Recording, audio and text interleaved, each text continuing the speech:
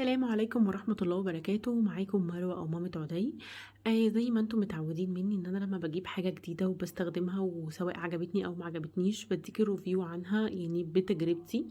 والنهاردة هديكوا ريفيو عن سماعة انكر بي اللي هي 20 او 20 اي، وهقول لكم كل المميزات والعيوب اللي انا لقيتها فيها واستخدامي ليها ايه، وخلوكم معايا لغاية اخر الفيديو. في حاجة كده معينة حصلت معايا انا هقولها لكم بس في اخر الفيديو. تمام، ويلا بينا نبدأ الفيديو. في البداية أنا جبت السماعة دي من أمازون، جات لي في العلبة دي. تمام، أهي دي علبتها، علبة الشحن. بصراحة أمازون من الأماكن المحترمة اللي أنا بتعامل معاها، ولما بيحصل أي مشكلة خدمة ما بعد البيع عندهم كويسة جدا، وببدأ إن أنا أرجع الحاجة، ما فيش أي مشكلة معاهم بصراحة، وخدمة العملاء بيردوا على طول وذوق جدا، والتعامل سهل جدا معاهم. طيب، أنا سألت كتير قوي على موضوع السماعات بالنسبة للفئة المتوسطة. طبعا في سماعات يعني في الفئة بتاعتها عالية. السماعة دي كانت تمنها حوالي 1000 جنيه. اخترت سماعة أنكر لأن أنا سألت على الماركة دي بالنسبة للفئة المتوسطة، وكانت الماركة دي يعني سعرها مناسب ليا، وفي نفس الوقت هي يعني كله شكر في ماركة أنكر، وبالنسبة للصوت بتاعها وكل حاجة. وبصراحة السماعات العادية اللي هي بالسلك دي محدش يعني بقى يستخدمها، خلاص دلوقتي بقت حاجة يعني قديمة، ممكن تدوها للأطفال مثلا أو كده، لكن احنا ككبار بنبقى مش عايزين حاجة مثلا فيها يعني أسلاك أو كده. فدي كانت بالنسبة لي بصراحة حاجة كويسة يعني. وبالنسبة للموبايل طبعا بتاعي، لان الموبايل بتاعي اللي هو الاصدارات الحديثة بتاعت سامسونج مفيش مكان للسماعات اللي هي السوكت.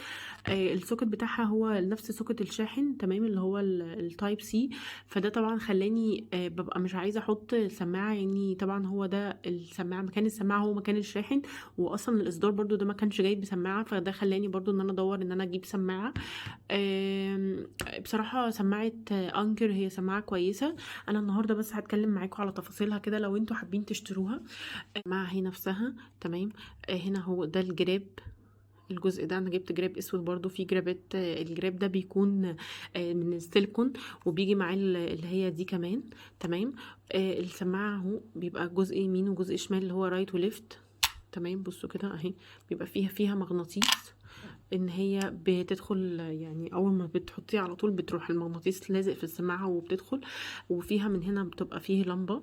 تمام، انا مش عارفة هي باينة ولا لأ، بس هو عموما هنا يعني ممكن لما اشيل السماعة تبان اكتر. في من هنا لمبة بتبقى منورة ابيض. السماعة بصراحة كويسة. هوريكم برضو محتويات العلبة بتاعتها. دي العلبة بتاعتها. تمام. العلبة بتيجي يعني وانتوا بتشتروها. عندنا هنا في اسكندرية كان حصل معايا مشكلة، بس في انكر برضو، بس حاجة تانية، سماعة تانية، هحكي لكم المشكلة دي في الاخر خالص. فسألوني ان هي مكتوب عليها اللي هو اتصالات تريننج ولا لا، فقلت لهم انا معرفش بصراحة ايه هي دي، تقريبا ده بيبقى زي وكالة تبعهم عشان يدوني العنوان الخاص بيهم. بصوا كده، طبعا هي مقطوعة كده من ابني، يعني ربنا يخليه لي يا رب. دي اللي هي العلاقة الأساسية بتاعة السماعة. يعني هي كان فيها علاقة أساسية بس أنا فكيتها وحطيت العلاقة بتاعة الكفر. تمام، دي العلاقة بتاعة الكفر ودي العلاقة الأساسية. العلاقة الأساسية بصراحة شكلها أشيك. طيب، بيجي معاها ايه تاني؟ بيجي طبعا اللي هو الكتالوج، وبيجي معاها اللي هو الوصله بتاعته، هي الوصله تايب سي. انا بشحنها بصراحه بالشاحن بتاع الموبايل عادي، يعني مش لازم ان انا اشحن بالوصله دي. تمام. وبيجي معاها اللي هو الاجزاء اللي هي يعني هو كانت كيسه كده فيها اجزاء اللي هي المطاطة دي بتاعة الودان. انا اول ما استخدمتها بصراحة كانت يعني بتقع من ودني، فبدلت طبعا، فتحت دي وبدلت الجزئية دي اهو، وحطيت اللي هي الاصغر منها. تمام، عشان تبقى على قد ودني، يعني ان هي الجزئية التانية دي بتخليها يعني وانا حطاها في ودني. طبعا هي لو تحت الحجاب مفيش مشكلة، بس ساعات بستخدمها في البيت فبلاقيها وقعت مني، فاستخدمت طبعا اللي هو بدلت واستخدمت اللي هي ايه الجزء اللي هو بتاع الودان الاصغر. تمام. طيب، كده دي محتويات كده السماعه، ما فيهاش اي مشكله بالنسبه لكم. انا مش عايزه اطول عليكم الفيديو، احطها كده على جنب. هوريكم بقى هي السماعه دي اسمها B20i ساوند كور. ساوند كور كلها ليها ابلكيشن. طيب ازاي اتعامل على الابلكيشن ده؟ الابلكيشن بتاعها ممكن ان احنا نحمله من على البلاي ستور عادي، اللي هو المتجر. انا بدوس عليه اهو كده، بيبدا ان هو يدخلني على السماعه او يتعرف على السماعه. هو مكتوب هنا الديفايس، يعني لو انتوا مثلا عندكم حاجه تانية ساوند كور ممكن برضو تتحكموا فيها عن طريق الابلكيشن. طيب هي مكتوب عليها ان هي نوت كونكتد، يعني هي اللي هو الابلكيشن مش متصل دلوقتي بالسماعه. هوصله بالسماعه ازاي؟ هدوس عليه كده تمام، واعمل وادخل عليه اللي هي ساوند كور B20i تمام، وابدا ان اعمل يعني كونكتنج. هبدا اشيل السماعه اهي.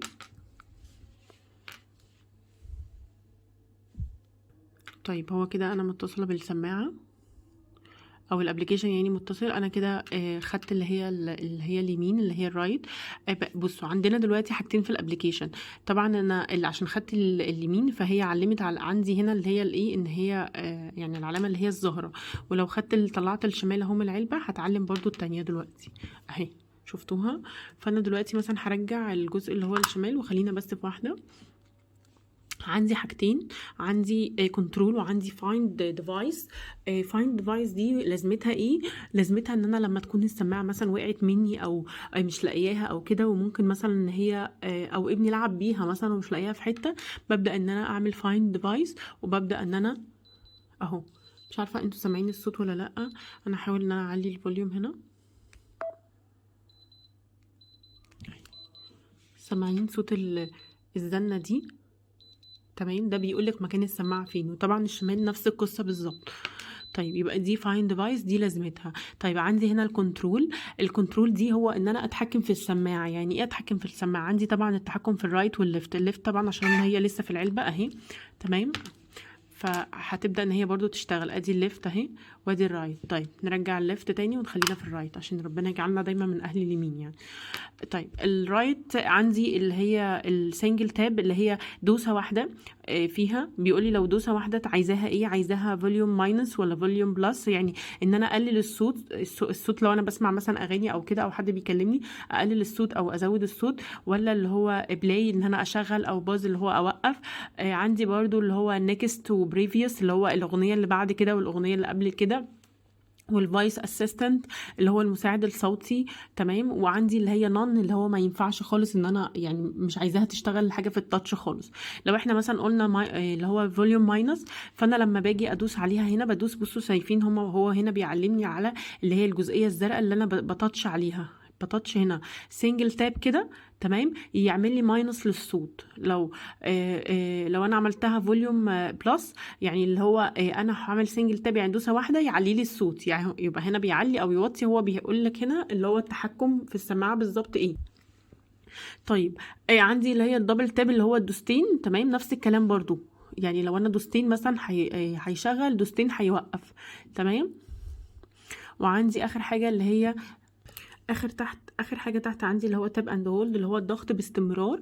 لو انا دوست عليها دوسه تقيله كده، يعني ضغطت عليها ضغطه باستمرار، مش اللي هو يعني مش تكات، مش تكه او تكتين، لا انا دوسه وايدي ثابته.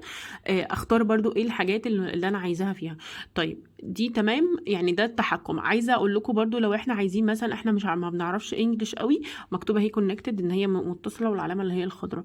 عايزين نغير مثلا من السيتنج، عايزين نغير اللانجوج، ممكن نعملها بالعربي اهو تمام. سوري عملتها صيني تقريبا.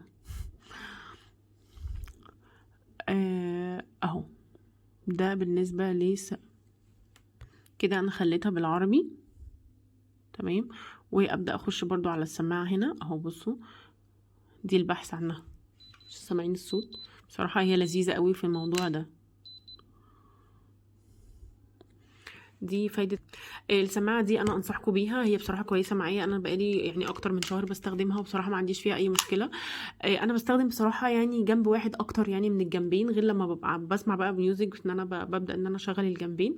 هي لذيذة عادي وخفيفة. السماعة نفسها حلوة في الودن، ما فيهاش اي مشكلة، بتثبت في الودن معايا.